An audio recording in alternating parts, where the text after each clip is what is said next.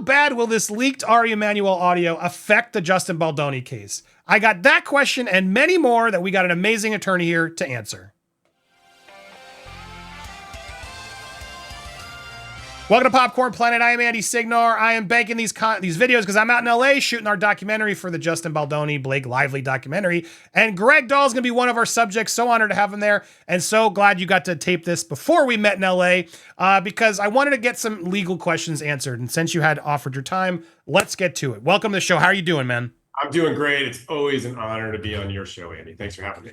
Honor is mine. Thank you so much. All right, let's get to some legal fast ball questions for you legally.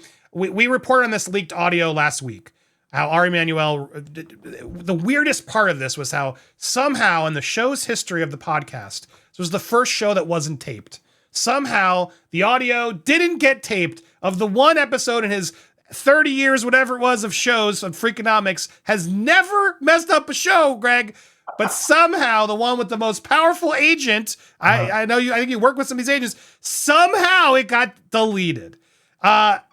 Beyond my own conspiracy theories and your thoughts on could Ari Emanuel have enough power to tell this podcast guy to kill that piece, beyond all that, how bad do you think these quotes really are for Blake and Ryan? He basically admits, yeah, I fired him because I'm friends with them.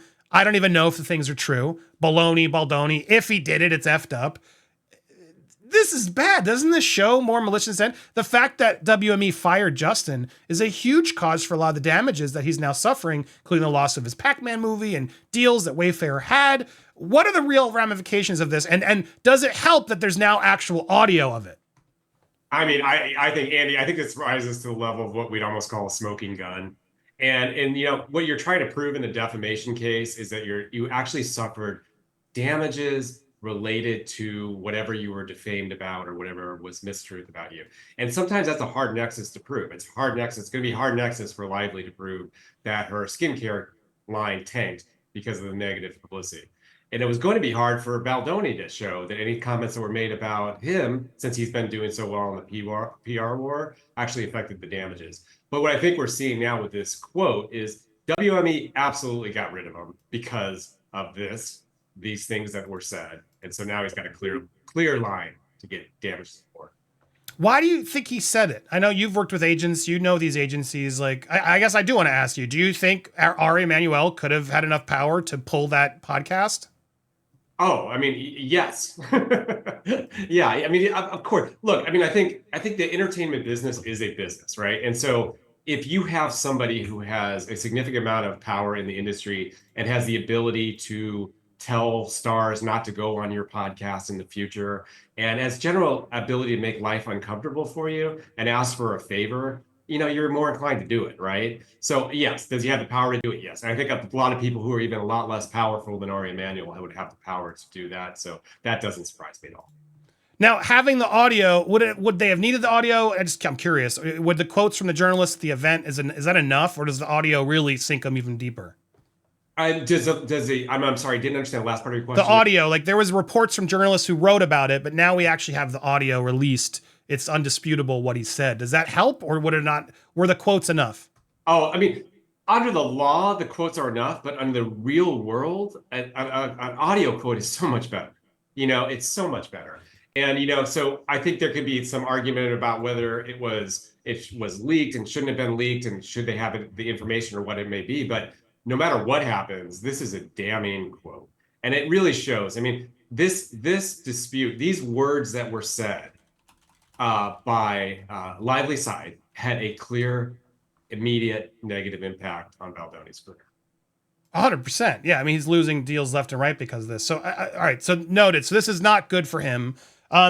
He's going after the New York Times as well. And I'm curious your take on that. It was another big question I want to ask, because it does seem like, thanks to the TikTok sleuths, which will be a big part of our documentary as well, they were uncovering a lot of really important metadata and things that really do seem to point that the New York Times was working on that piece way before they're admitting. And I'm curious, from your working with publications and agencies and celebrities, like, is that common for places like the New York Times to get things early? Is that something they just cannot ever admit? What is your take on all that? Well, we are in an amazing new age with the TikTok crowd and people such as people who view your YouTube channel, where people are getting to the bottom of things in a way that have never happened before, right? So the New York Times has got 100 plus years of precedent that it makes it so hard to defeat the New York Times in New York on a case for defamation, right? Now, in this new internet age and in this new age of where people are really truth seeking, I think there is the level, the scale is getting leveled just a bit. That said, I would say it's incredibly difficult to win a defamation case against the New York Times because they know exactly what they need to do to make sure that their journalism gets protected in court. Getting the sources, getting a good faith belief that the sources are telling the truth, getting corroboration for those sources, and then printing it based on that information that they have. So I think it's still an uphill road. I think, Andy, one of the things that's important to note, though, by suing the New York Times, that is an important PR component of this, right? Yep. Because, if you have a large portion of the conservative population that views the New York Times negatively, the enemy of my enemy is my friend, and you just sued their enemy. So that's a good PR tactic no matter what. And if, let's say, if your worst case scenario is that you're going to have to pay $1 million of attorney's fees incurred by the New York Times, and you have somebody who's a multimillionaire funding this case, that may be well worth it from a PR standpoint to get your story out there in a litigation privilege context, have the New York Times, print it, and have it out there. And when you file the suit, you have your lawsuit out there. You're suing the New York Times, and you've told your story in your lawsuit, and you're going to go ahead and get that out there to the public that's going to consume it. What has been your biggest surprise of this case? I mean, are you surprised they're still going, or I mean, you've said it before. I guess I just wanted you to get there again. Like you do believe this has the percentages of what should settle, correct? Like you don't think this is going to end anytime soon. Well, actually, what I said last time is, of the 92-8 split, which is 92% of cases settled and 8 don't, this does meet criteria of being within that 8% because it's intensely personal. It's getting more personal. They're going to discover more information that's going to make them angry. They're out to salvage their reputation. So there's not going to be an easy way to walk away from this and say, okay, let's just call it a day. So I think this is inching towards that percentage of lawsuits that don't settle. We could very well see a trial in this case. Now you've worked with celebrities and things. Like, should she settle? Should she stop this? Like, what do you think is the best move for both parties? Oh, just from a PR standpoint, if they both struck an agreement and walked away, that would be the smartest thing. Because it's not going to get it was never going to get any better from Lively after when she filed that California Civil Rights Division pre-complaint, right? That shifted the narrative, and she could have walked away and probably had a PR victory just off that document. Now, I think with the lawsuit going and both sides firing guns at each other, I think it's not going to get any better for either of them going forward. It's really not. I think Baldoni's already sort of prevailed in PR war, and I think she's behind. And so she's going to get increasingly more strident in what she does in the litigation. But I think, yes, the best thing they could do is go into a room, come out with a thing saying we had a bunch of misunderstandings. We both feel that we got unfairly characterized, but we're ready to move on for the sake of our careers and our families and the industry, and we're going to put this behind us.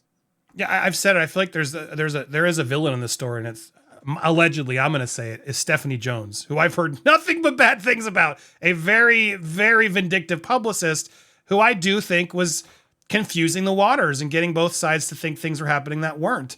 And it's easy, I think, to sort of, okay, we misunderstood, but how do you break down these SH claims that now she's got to either say I lied, or can you say they were a misunderstanding? Has she gone down a hole she can't back out of? Or do you think there is a version of it? I've said it. I think they need to work together. And I know Justin probably won't want to, but Blake and Justin shaking hands publicly and saying we had a misunderstanding. Oh, and we're going to make the sequel together and Justin's going to be in charge. It would do huge for both parties. No, I mean, but I feel like ego in Hollywood, that's something you can't stop it. Can you? Yeah, I mean, look, you got on Baldoni's side, you have one of the most aggressive entertainment lawyers in Hollywood. On the other side, you have very good lawyers in New York, and they are poised for battle. I don't think they're thinking right now at all about sort of some sort of mediation or some sort of resolution. I think they want to find out what's out there and go for the jugular. I think Andy, your point is so well taken. If they could get into a room and walk out and say, for the good of the film, for the good of our futures, for the good of our families, we're going to For the good of the DV community that seemed to got lost in all this nonsense. Yeah, that's a good point. That's a very good point. And so, yeah, I think that's all good. And I think, will it happen? Unlikely. I think, will it happen before trial? I think there's a good chance. Statistically, it should. It should happen when they have a court-ordered mediation or some sort of event where they're trying to settle. If it doesn't happen, I think this is like one of those cases that has enough of the bad feelings on both sides that it could potentially show up in a trial. It's going to get ugly. It's just getting started, and we got you covered, Greg. Always a pleasure. Thank you for being here. Make sure you subscribe because Greg will be in the doc. We got so much more happening. Hit that bell for alerts. Smash that like button. Stay tuned. We got a lot more coming for you. You're not going to miss it. Sign up over on our Patreon if you want to be in the loop and help us fund it. You'll have opportunities there. Greg, always a pleasure, sir. Enjoy the rest of your day. Thanks for making the time. And guys, make sure you stay tuned here. We got a lot more coming your way. Andy, thank you for having me on. I remain a huge fan of your show. Thank you very much. You're the best, Greg. Thank you so much. All right. Take care, everybody. Take care, man.